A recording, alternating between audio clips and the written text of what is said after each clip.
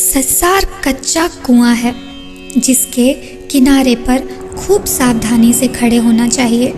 तनिक असावधान होते ही कुएं में गिर पड़ोगे, तब निकलना कठिन हो जाएगा। संसारी, तुम संसार का सब काम करो, किंतु मन हर घड़ी संसार से विमुख रखो। कामिनी और कंचन ही माया है। इनके आकर्षण में पड़ने पर जीव की सब स्वाधीनता चली जाती है।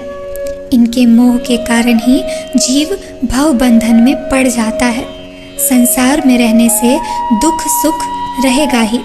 ईश्वर की बात अलग है और उसके चरण कमल में मन लगाना और है। दुख के हाथ से छुटकारा पाने का और कोई उपाय नहीं है।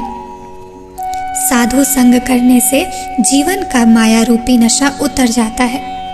जीव का माया रूपी नशा भी उतर जाएगा, जिससे 10 आदमी अच्छी प्रेरणा पाते हों तथा शुभ कार्य में जो भी लगन लगाता हो वो अवश्य ही पूरा होता है।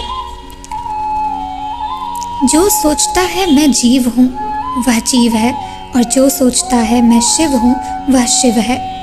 एक ईश्वर को पकड़े रहने से अलौकिक परलौकिक अनेकों लाभ होते हैं, पर ईश्वर को त्यागते ही जीवन का सब कुछ व्यर्थ हो जाता है।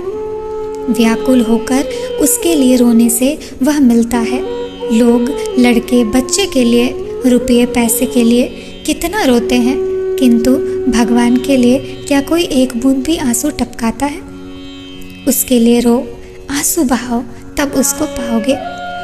ईश्वर के पाने का उपाय केवल विश्वास है। जिसे विश्वास हो गया उसका काम बन गया।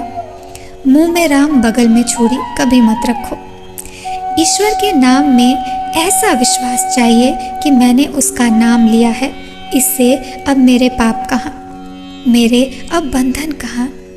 एक ईश्वर ही सबका गुरु है। जब तक अज्ञान है तभी तक 84 का चक्कर है। दूसरे के सिखाने के लिए व्याकुल मत रहो। जिससे तुम्हें ज्ञान भक्ति प्राप्त हो, ईश्वर के चरण कमल में मन लगे, वही उपाय करो। पर निंदा और पर चर्चा कभी न करो। विश्वास तारता है और अहंकार डुबाता है। पहले संसार करके पीछे भगवान की प्राप्ति इच्छा करते हो। ऐसा न करके पहले भगवान को लेकर पीछे संसार करने की इच्छा क्यों नहीं करते? इससे बहुत सुख पाओगे। सात्विक साधक में बाहरी दिखावे का भाव तनिक भी नहीं रहता। जो मूर्ख वासना के रहते गेरुआ वस्त्र धारण करता है, उसका यह लोक और परलोक दोनों नष्ट हो जाते हैं।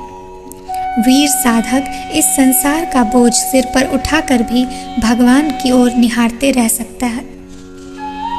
विषयासक्ति जितनी ही घटेगी, ईश्वर के प्रति प्रेम भी उतना ही बढ़ता जाएगा।